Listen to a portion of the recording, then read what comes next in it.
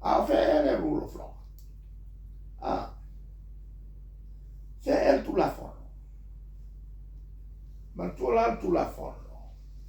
E lua me le rule of law. O le ola tu la fono. E lua me kele nga ka uye kongo le. O le lua le. E ka uye kongo le rule of law. O le ola tu la fono. E lua me kele nga. O le moa. Ia kalia ka la kele kula fongo e pasi mai. Wa pasi mai lo kula fongo e lea. E vengo fianga le ko uska iesas. Es kula fongo e le. O le vanga longa lua. O le fai al kula fongo. O e fai al kula fongo. Kau solo mua e alako. O nga ola il kula fongo. E le fai al kula fongo. Kau solo mua e alako. Ko kalepi. E la le mele o le famai. O pasi mai il palmeng. E kau solo mua il palmeng. O kalepi le. Nei a tau tu le epa mai le pa. Ma le ala mai i faleata. E fai loa ai o la. E fai atu mai la tautonga. La fai sao ai le tu. E longa kuspaia. Ai moli mau ele. E la tu motofi. E avo i motofia. E fai masuio le tua e la loangi nei tatu te. Ia. Ale kuranga nga kalia kule. Lo feo lo tema na tua ile sta fa tata no ngale na eta ua ile tata wana sta fa ise minister tonu kabineta ai genia na pisinisi. Tu la leo le peona i mata o kula wana. Le e me fai anga sa fa. O la o lo manatu na fala wete. Ai ole o kalango aku il me piko sili ngo mo mia. La voi la sai voi la u pisinisi a sotos. Ole me piko sili ngo mo mia o lo mo kwa fa ma vai ese mai ya in connection ko ya. E aí ci ko nga pisinisi. E fai il to lo me fa na. Ale mele e fai. Ia awange ia afiai oe. Awange e vai o e aru. E aru mo kwa e arua e apiai o. Ia ale mele anga e fai. Ale mele e kupu. E oku voi le vaenga le lao i fafu. E senga lao i fafu. Ole foi wano koi foi mele minskani foi o. Me manga o e fao ngā le kaunta. Ale e New Zealand. Ala e le kaunta e kaungawa. O le nganga voi lele ia vave on check ia pasas.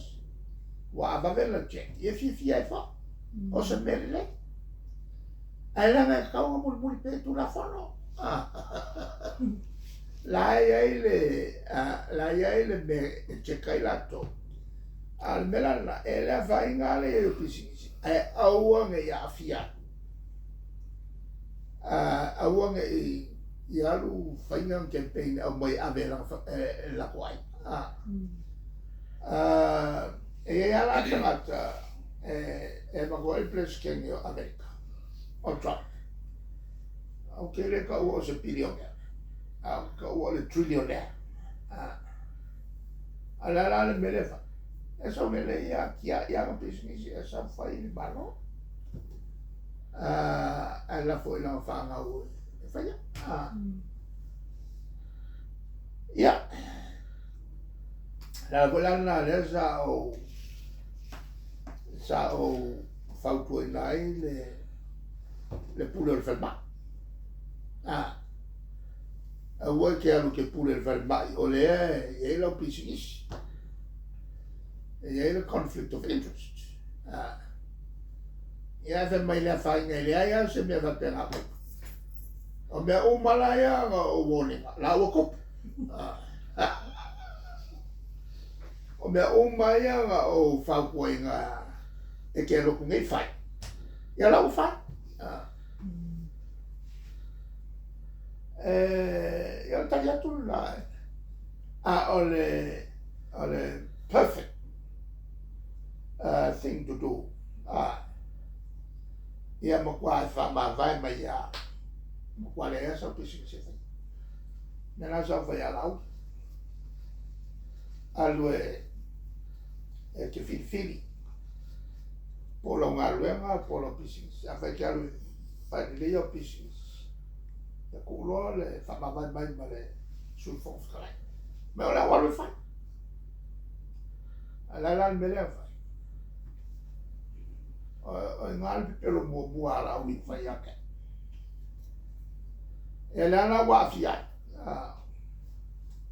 ela wa fia ka kasara me la o fai e onku me wele nga fai ko ilong kama ole umange o ko ole kaulo ole avo ile o ko ole kaulo ole fa ya al si e umange o ko ole avele ole avo ka vale o me so le ke ko ya lo ya ene si ka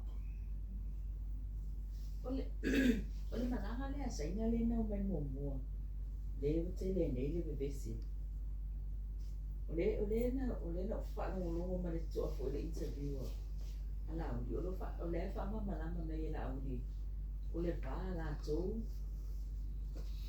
ma le company le na mai le malanga le asaina ole ele iaise leo foi lea po se sao le malo toa teni wa lua Facebook lima lea sa amata mai ai ia whiutanga o mafofonga uma ia mea sa fai al ke mira nga mele o sa sikuaso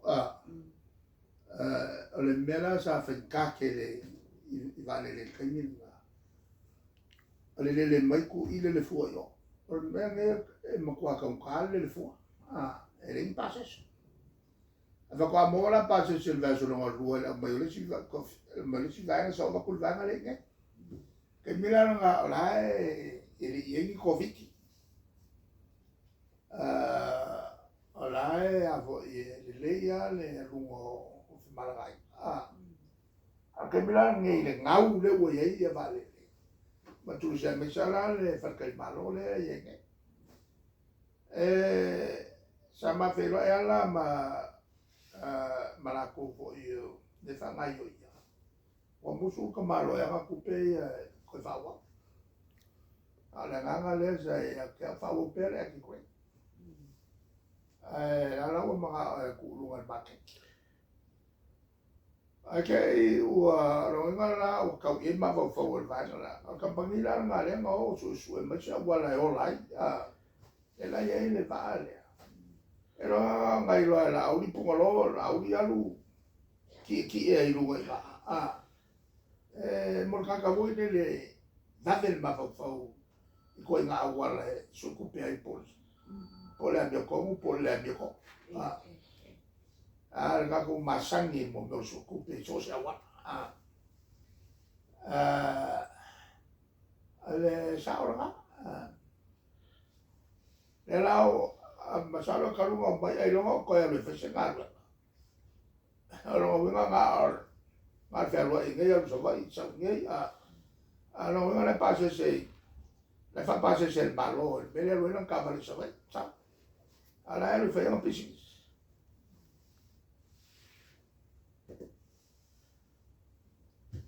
sa ngai le mo kupel malo se malanga solo ai Mele whangali'i wa le whauna Samoa fo'i ia le Managing Director le tālo wha Samoa Airways le patua ia Maria. Ia le saunga le mu le whala sa awela tonu ia reporti fo'i le ina i mea whaalele ia whangali'i. Ale sa rau whenua lana patu ese fo'i ia le minstao o ngai wenga iwa pe fo'i minstao le o fo'i MNRE. Era so fina o la le fatto sempre io la me Ona le mea fai le o fai a koe e avo. E mo kua soli kula fongo le mele ufa. O le whaamalosi open le mea e le eisi kalama le. Ma le se io e ngā kalai mea vale. O kula fongo e mea. E le mawhainga lele se vale. Se ilonga ua mai se mori pui pui ngā o kako. Se whaamalinga ua sete le vale a vo il mrai. E ka kau wako e se sot kula fongo. Al minska wele wako se ngal minska yo turis. Vai fori ngā mai mukwanga ni loa se mea. Yo kio fo ya ulonga le loa se mea. Le whasara lau mai, whasara lau mai. Al mea kau ngai proactive. Nā winga kūrua masawai. Ai leo whakakari se kupu whaka e oso lunga e mai whako se. Le la ngā whako se. Ang whapea ngai la e mai loa le lo mai le. Ai kupu mai se whalawila. Oi la ki e ia.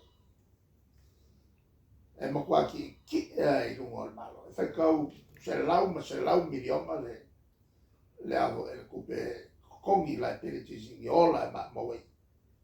Ai mai se fo i la e le ko insuinga e se insua. Kasi ngā mea. Alo kilo insua e avo e alo vele e le ko fai se insua. La welo insurance company bele fare ko.